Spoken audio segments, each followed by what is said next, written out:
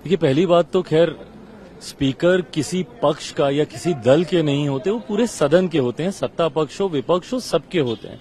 ऐसे में सर्वसहमति से इनका चुनाव होना चाहिए, ऐसी एक परंपरा रही है।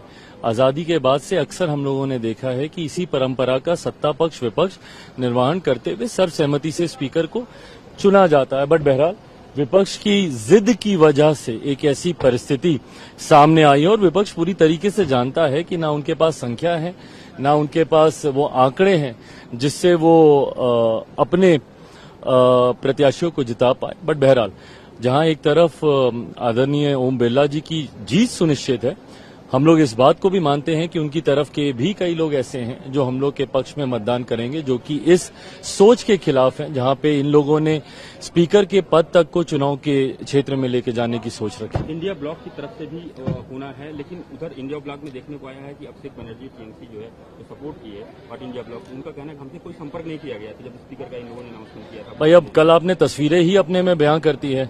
जहां एक तरफ हम लोग गए थे नामांकन के लिए, वहीं दूसरी तरफ विपक्ष गए थे नामांकन के लिए। हम लोग के साथ पूरा एनडीए एकजुट दिख रहा था। उन तस्वीरों में जो तथाकथित इंडिया अलायंस है, उसमें उस अलायंस के बड़े नेताओं को तो हम लोगों ने कम से कम सामने नहीं देखा।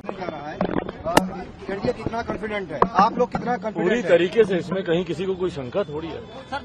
और देखिएगा हम लोग के संख्या बढ़कर ही इस बार उनका चुनाव जब वो जीतेंगे ओम बिरला जी, तो उसमें संख्या भी आप देखिएगा एक बड़ी संख्या से। देखिए, डिप्टी स्पीकर के लिए सरकार पूरी तरीके से चर्चा के लिए तैयार थी।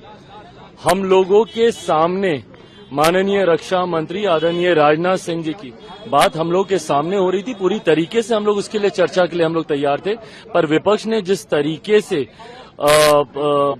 सामने शर्तें रखकर इसको करवाने का प्रयास किया, ये गलत है पूरी तरह।